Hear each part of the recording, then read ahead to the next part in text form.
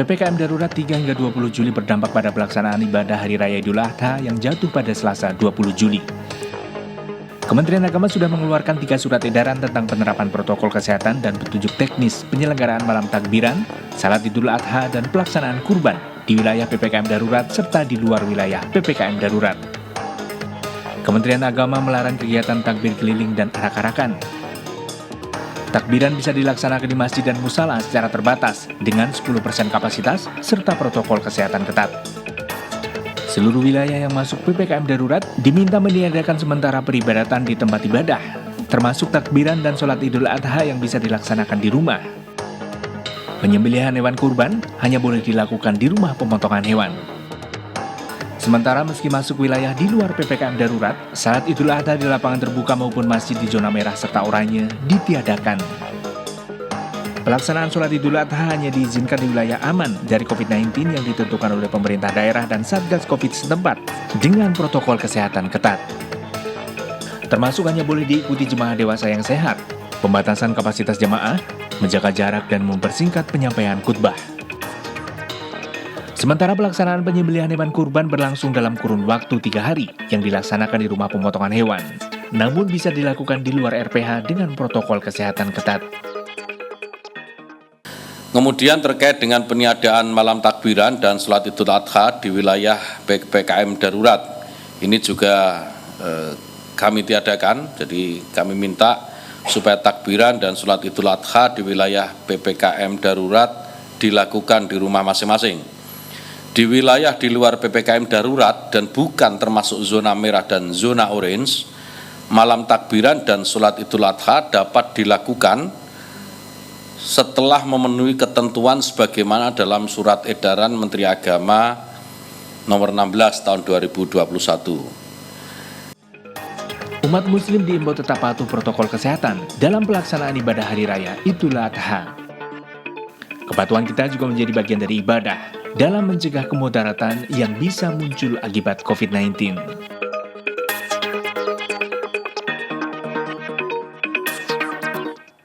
Pemirsa, tema kita pada malam hari ini adalah memaknai kurban di saat pandemi. Dan saat ini di studio sudah kehadiran narasumber via Zoom. Langsung saja saya perkenalkan narasumber kita pada malam hari ini.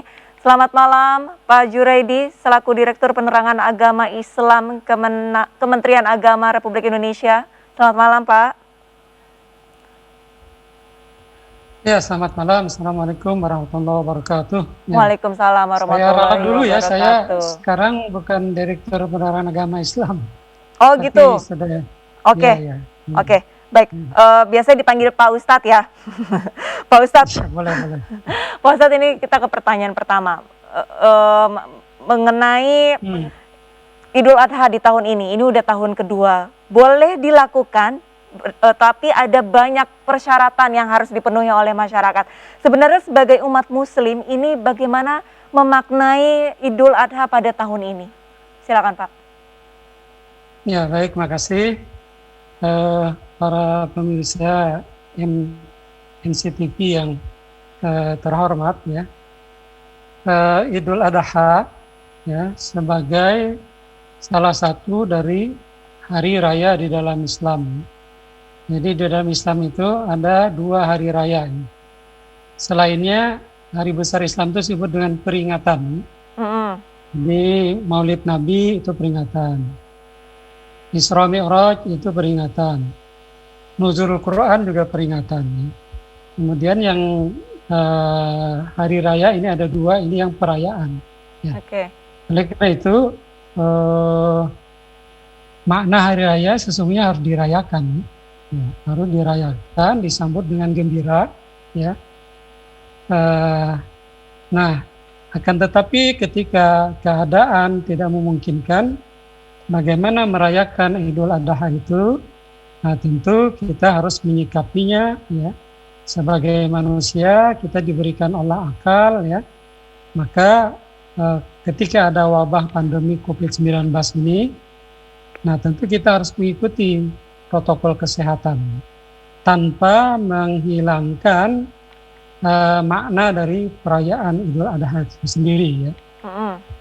Idul Adha dirayakan yang pertama tentu dengan rasa gembira, ya, tapi diungkapkan dengan bertakbir, ya, memuji Allah, mengagungkan Allah, karena Allah lah yang memberikan kita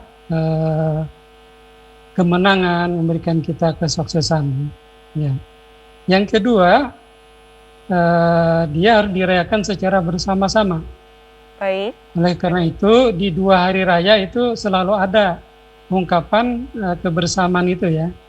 Kalau Idul Fitri kan ada kewajiban mengeluarkan zakat fitrah. Nah, supaya kegembiraan itu dirasakan oleh semua pihak, ya, bukan hanya komunitas tertentu. Ya. Nah, begitu jadi Idul Adha ini ada juga kewajiban untuk menyembelih hewan korban bagi yang mampu. Ya. Nah, ini juga dalam rangka untuk menikmati, merayakan hari raya itu, kegembiraan itu secara bersama-sama. Ya. Jadi tadi yang pertama tentu kita mengingat Allah dengan bertakbir. Yang kedua merayakannya secara bersama-sama. Tidak boleh ada yang bersedih ketika hari raya. Ya. Saya pikir begitu, Mbak. Berbicara mengenai harus merayakannya bersama-sama, tapi kan kondisi di Indonesia pada saat ini adalah menjalankan PPKM darurat. Ini bagaimana caranya umat muslim ini bisa dikatakan menerima seperti itu, adanya kebijakan dari pemerintah tidak boleh berkerumun, tidak boleh beramai-ramai, tapi di sisi lain dari perayaan Idul Adha ini harus dirayakan secara beramai-ramai. Ini bagaimana nih Pak Ustadz pandangannya? Ya. Baik, ungkapan kebersamaan di dalam Hari Raya Idul Adha adalah dengan membagi daging hewan korban, ya. Itu ungkapannya. Nah, karena itu ketentuan syariat tentang penyembelihan hewan korban itu tidak berubah. Tidak berubah dengan adanya pandemi COVID-19, ya. Yang pertama dari segi hukum, ya, dari segi hukum menyembelih hewan korban ini ya tetap, ya, jumhur ulama mengatakan sunnah muakkadah, artinya sunat yang sangat dianjurkan, ya, sebagai ungkapan atau implementasi ayat Al-Quran, inna a'tainakal kautsar fasholli li rabbika wanhar. Sesungguhnya kami telah memberikan kepada kalian nikmat yang banyak. Fasholli, maka tegakkanlah salat, dirikanlah salat, ya. Wanhar, dan berkorbanlah. Nah, maka anjuran berkorban atau kewajiban berkorban pada bagi yang mampu, ini wanhar, ya. Nah, kemudian di samping itu ada hadis Rasulullah yang sangat menyuruh kita, ya, untuk melakukan korban ini. Nabi bersabda, "Ma wujida sa'atan falam yudahhi fala yaqrabanna musallana." Siapa yang memiliki kelapangan dan tidak berkorban, maka jangan dekati tempat sholat kami. Ya, hadis diriwayatkan oleh Imam Ahmad, Ibnu Majah, dan Al-Hakim. Ya. Nah, berdasarkan hadis ini, maka Imam Abu Hanifah mewajibkan, ya. Jadi hukum berkorban menurut Imam Abu Hanifah itu wajib, ya. Ya. Tapi sebagian tadi adalah sunnah muakkadah. Ya.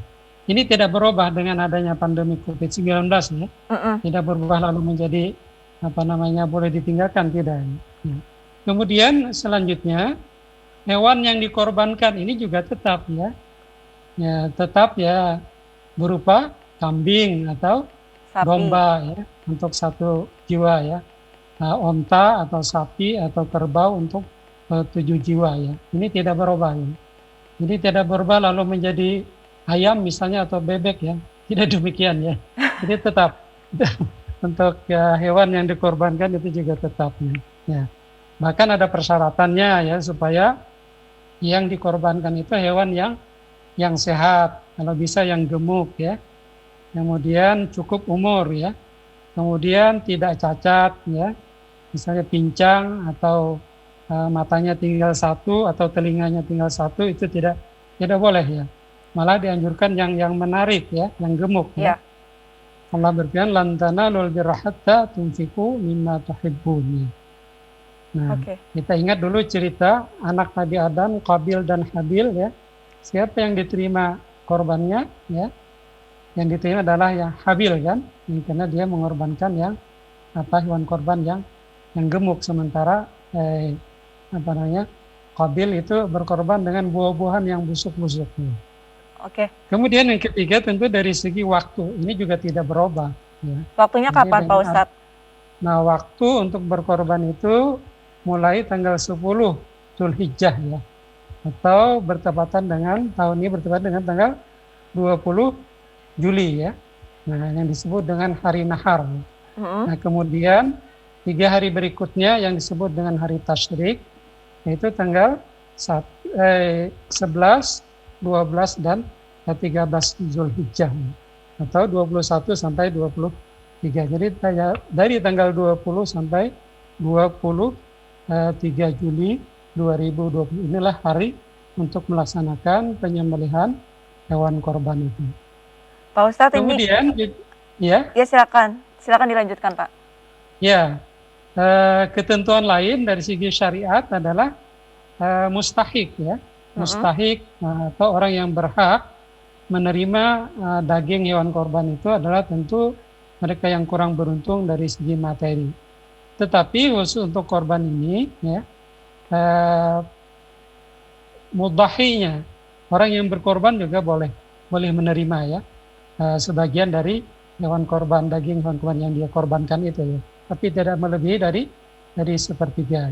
Tidak boleh melebihi dari sepertiga. Kemudian ketentuan lain yang tidak berubah juga adalah cara menyembelih hewan korban itu. Apa caranya? Yang paling utama menyebut nama Allah ya. Harus menyebut Bismillahi Allahu Akbar. Jadi dengan nama Allah.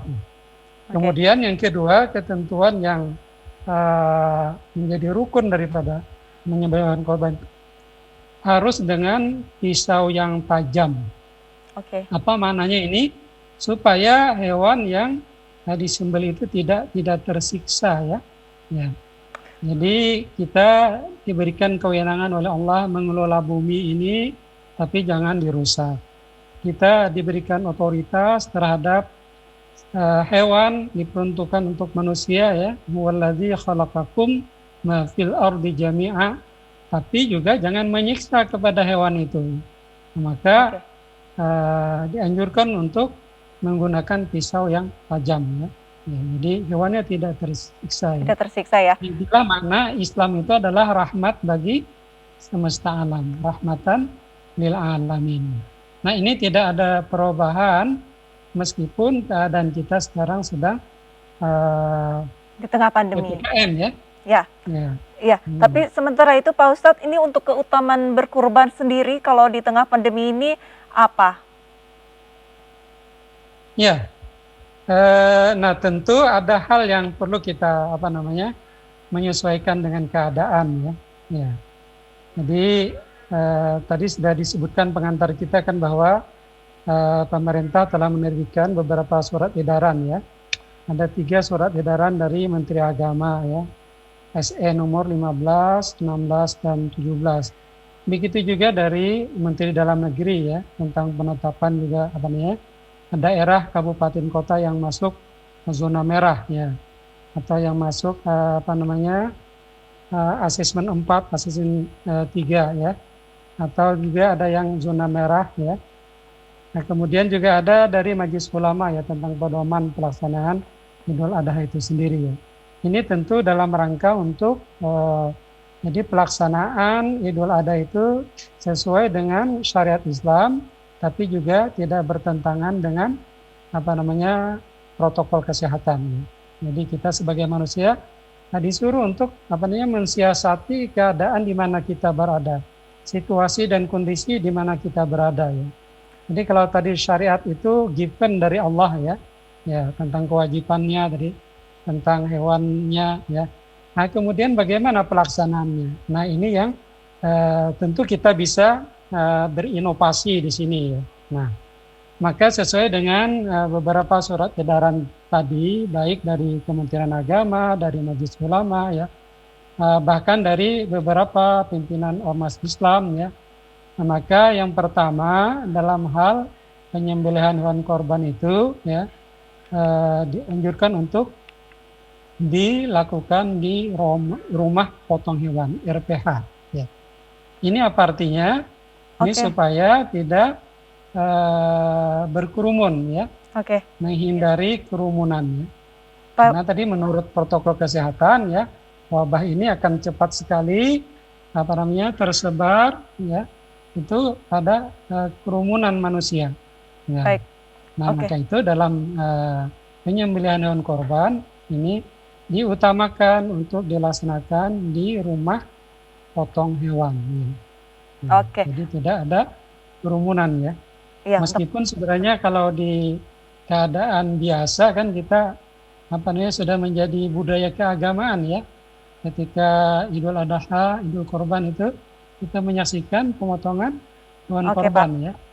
Ya, Oke. dulu ketika anak-anak kita senang sekali ya Ya. ikuti itu kan. Iya, sebagai sebuah ajang silaturahim juga di antara kita tentunya ya. Oke, oke. Pak Ustadz mungkin terakhir di tengah pandemi seperti ini banyak yang merindukan ibadah di Tanah Suci, tapi Arab Saudi ini menutup Indonesia untuk melaksanakan ibadah haji. Pandangan Anda seperti apa, Pak? Ya, saya pikir sama tadi ya. Kita kan di dalam ada kaidah menolak kemudaratan itu lebih diutamakan daripada mengambil manfaat. Jadi seperti haji tentu manfaatnya pahalanya besar sekali ya kan.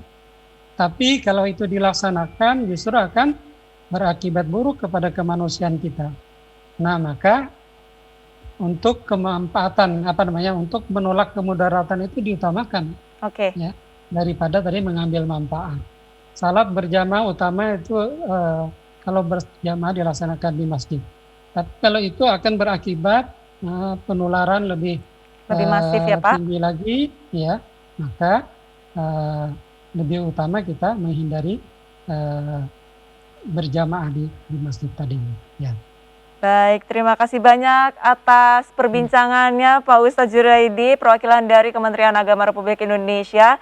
Ini sangat bermanfaat sekali ya dalam perayaan Idul Adha ini harus dirayakan, tapi kalau bisa di tengah pandemi dirayakannya secara tidak berkerumun seperti itu ya Pak ya, dan semoga masyarakat Indonesia ini tidak melewatkan masa emas untuk berkurban, karena berkurban ini juga sangat disunahkan seperti itu ya Pak ya. Terima kasih banyak Pak Ustadz. Selamat malam. Ya, baik.